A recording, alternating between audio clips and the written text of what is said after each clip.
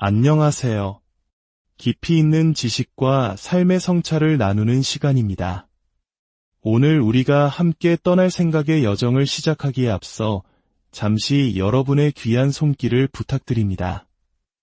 이 영상에 좋아요를 눌러주시고 채널을 구독해주신다면 저희가 계속해서 진리의 빛을 탐구하는 콘텐츠를 만드는 데 큰 힘이 될 것입니다.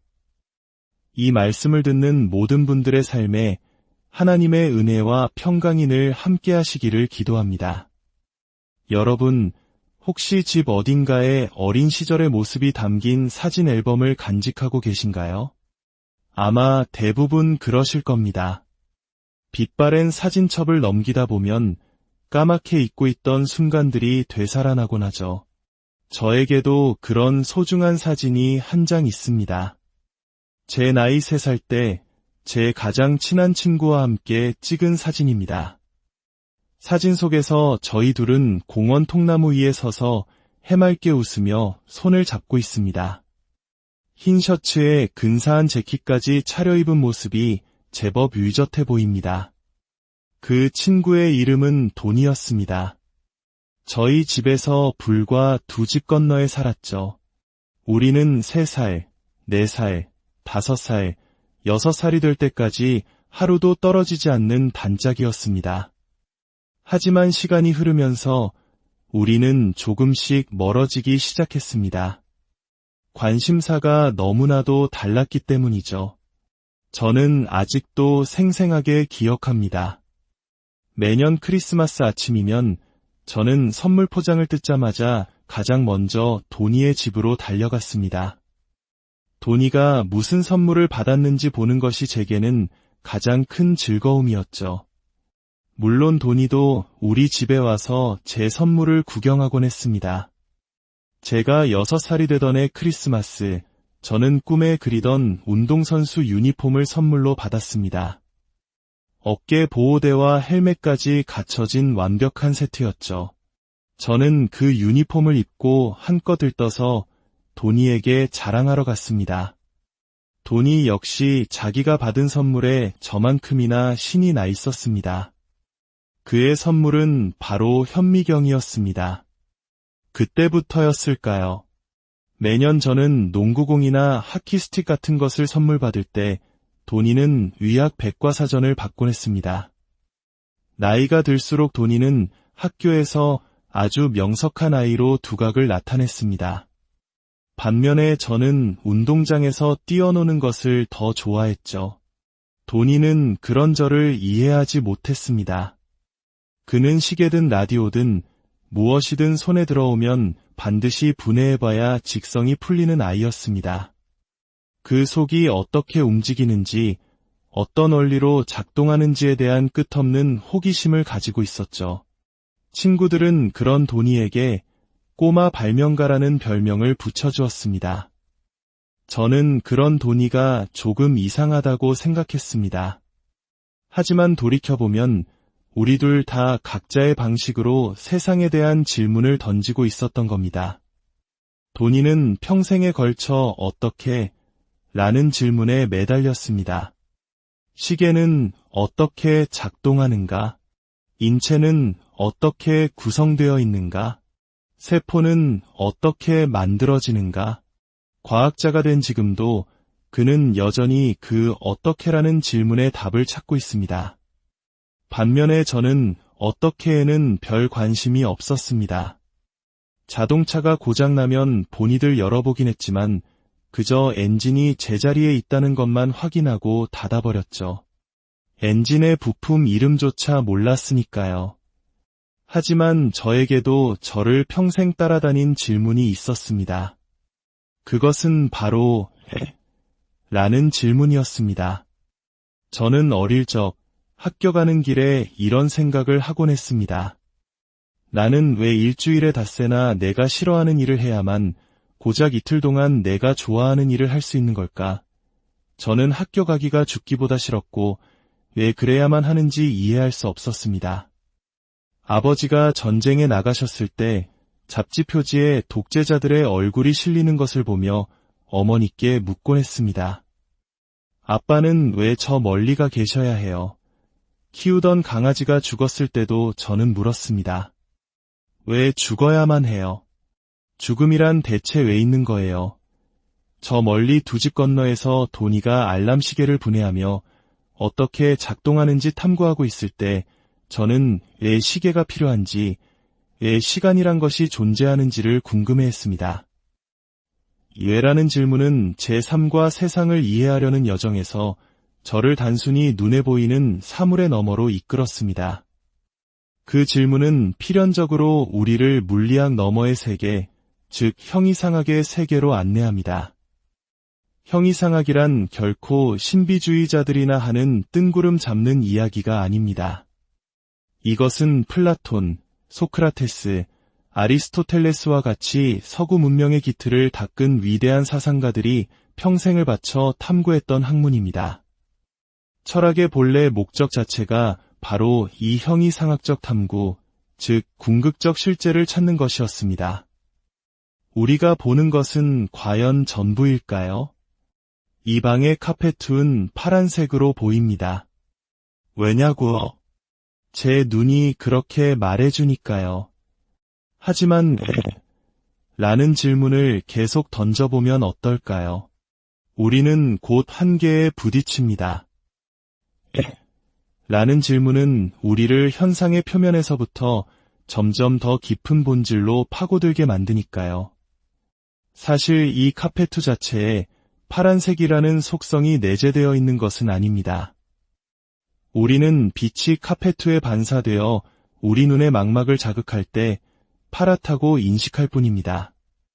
빛이 없다면 색깔도 없죠. 거대한 나무조차도 원자 수준에서 보면 99% 이상이 텅 빈 공간입니다. 우리가 눈으로 보고 손으로 만지는 세계는 궁극적 실제의 일부에 불과합니다.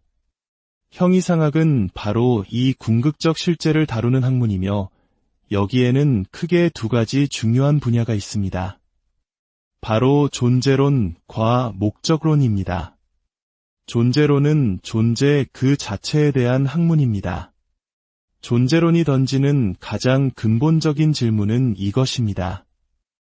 왜 아무것도 없지 않고 무언가가 존재하는가? 여러분은 이런 질문을 해보신 적이 있습니까? 내가 왜 여기에 있는가가 아니라 애초에 무언가가 존재한다는 사실 그 자체에 대한 질문 말입니다. 얼마 전 한 과학 다큐멘터리에서 이런 해설을 들었습니다.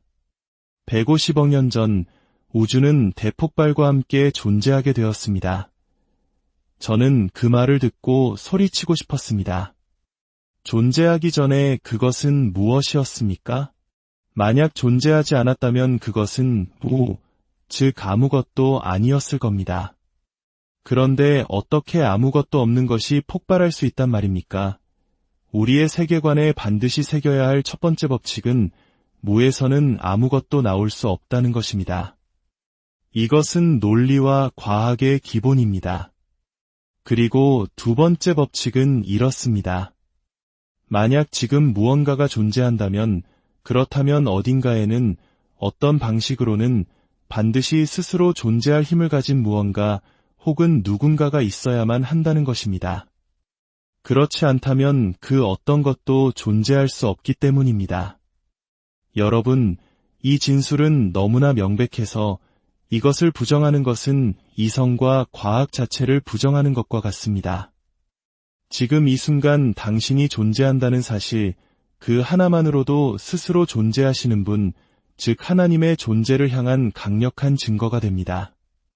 철학자 데카르트가 나는 생각한다, 고로 나는 존재한다는 결론에 도달했을 때 그는 자신의 존재에 대한 확신에서 출발하여 곧바로 신의 존재 증명으로 나아갔습니다.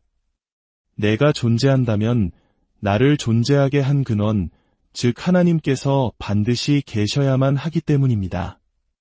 이것이 바로 존재론적 탐구의 핵심입니다.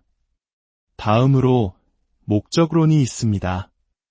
헬라어 텔로스에서 온 말로 목표 또는 목적을 의미합니다. 목적론은 바로 이 세상과 삶의 목적에 대해 묻는 학문입니다. 제 딸이 처음 학교에 갔을 때의 일입니다. 저는 제 아이의 교육을 기독교적 가치관이 없는 기관에 맡기는 것에 대해 염려가 많았습니다. 어느 날 교장 선생님이 학교의 교육 과정을 설명하는 자리가 있었습니다. 교장 선생님은 아이들이 매일 하는 퍼즐놀이 하나하나에 어떤 과학적 목적이 담겨 있는지 놀라울 정도로 상세하게 설명했습니다. 예를 들어 어떤 퍼즐은 왼손 약지와 새끼손가락의 소근육 발달을 위해 특별히 설계되었다는 식이었습니다. 모든 활동에 치밀한 목적이 있었습니다. 그의 설명이 끝났을 때 저는 손을 들고 질문했습니다. 교장 선생님, 개별 활동들의 목적은 잘 알겠습니다.